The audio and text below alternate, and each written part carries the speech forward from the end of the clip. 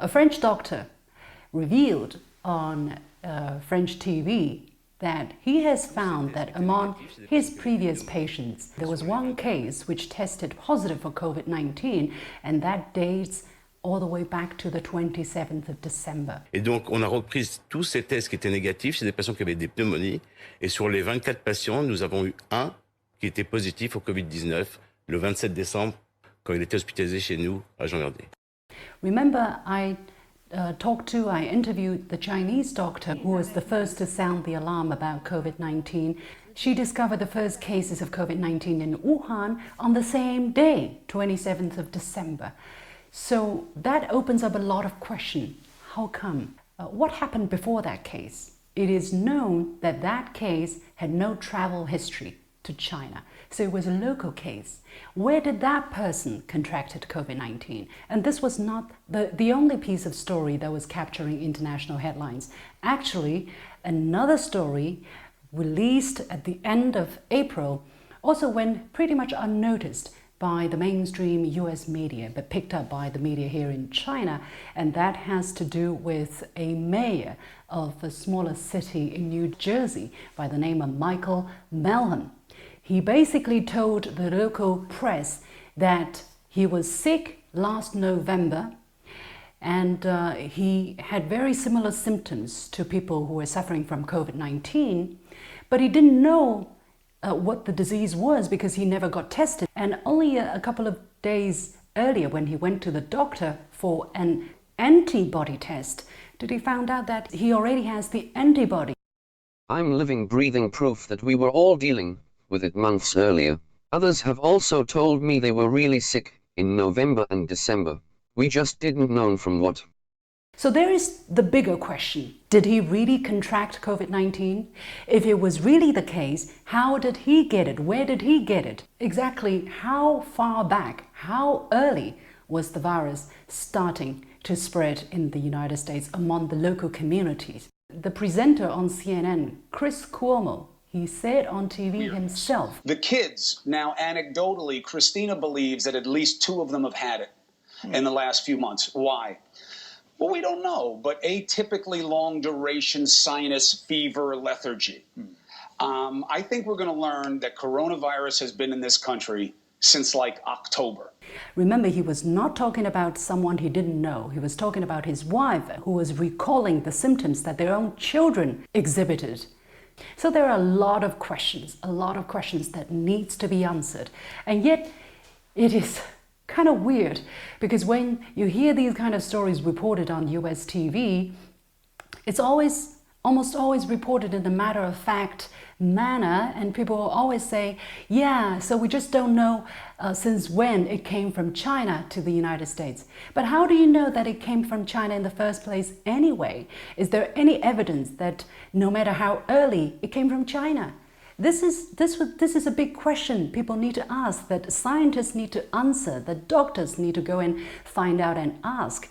But at this moment, first of all, people always assume that this came from China. And secondly, when there are people who come out to say that they believe they might have contracted COVID-19, there are voices that are trying to suppress this kind of claim. For instance, this New Jersey website, while reporting on the statement by that mayor, on the title it says the mayor makes unfounded claim that he had COVID-19 last November. How do you know that it's unfounded? He was talking about his own physical condition, and he has a test of antibody which turns out to be positive. So why is it so unfounded? You can say he makes a claim, whether it is founded or not, let the readers judge. But by putting this kind of title, clearly it's trying to plant the seed in the minds of the readers that what the mayor was telling is something false, that he was just imagining.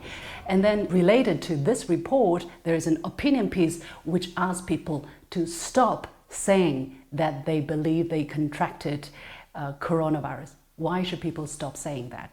If people were really sick last year, if they really believed that they had COVID-19, and if they even tested positive for COVID-19 antibody, why should they stop saying that they believed, that they thought so?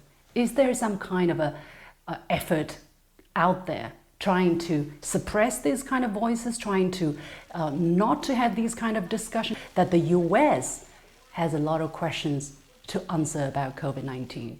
This French guy has to say, listen. Tous ces tests qui étaient négatifs, c'est des patients qui avaient des pneumonies. Et sur les 24 patients, nous avons eu un qui était positif au COVID-19 le 27 décembre, quand il était hospitalisé chez nous à Jean-Gardé. Remember, I talked to... So, now I'm going to replay that because some of y'all are driving and y'all don't speak French. So I'm going to read what he's saying here. Okay? So here we go. Back to the 27th of December. Et donc, on a repris tous. He says, we redid tests on all of the patients who... Ces tests qui étaient négatifs, c'est des patients qui avaient des pneumonies. Et sur les 24 all patients, of the nous patients who had pneumonia, but tested negative. Okay? But tested negative. Listen. avons eu un qui était positif au COVID-19. Among the 24 samples we found, among the 24, one Le 27 décembre, which quand il était tested hospitalisé chez positive nous à for Jean-Gardé. COVID-19. All right, let me run it back here. There was one more sentence here. I need to catch that one sentence that he said. Which tested positive for COVID-19. That patient was hospitalized with us on December the 27th. Okay? December the 27th. And you know, in late December is when all the news came out about what was happening in Wuhan. But it was already happening in France. Okay? No, Brian Brown, you can't ask who he is. Okay? If you were listening to the program, you would already know who he is. Okay? All right? But I'm going to... was the first to sound the alarm about COVID-19. Okay. All right. The Chinese doctor who sounded the alarm about this COVID-19, this SARS-2, this killer virus that was first manufactured in Chapel Hill, North Carolina in 2015. All right. Let's listen. Listen. She discovered the first cases of COVID-19 in Wuhan on the same day, 27th of December. So that opens up a lot of questions. All right. On the same day that it was announced in China, they discovered it, the first case in France. But if you come to the United States, up there in Seattle, Dr. Chu, they've indicated that they had COVID-19 even before December here in America. Now, so when Mike Pompeo talks about transparency, well, how about some transparency about that Seattle study, about that Seattle research? Where's that transparency with that? Why did the CDC put a hush-hush on that? Why? Well, y'all know why. Yeah, you do. I don't need to tell you, but you know. But let's continue on. This is coming from a Chinese perspective, okay? Let's continue on with this.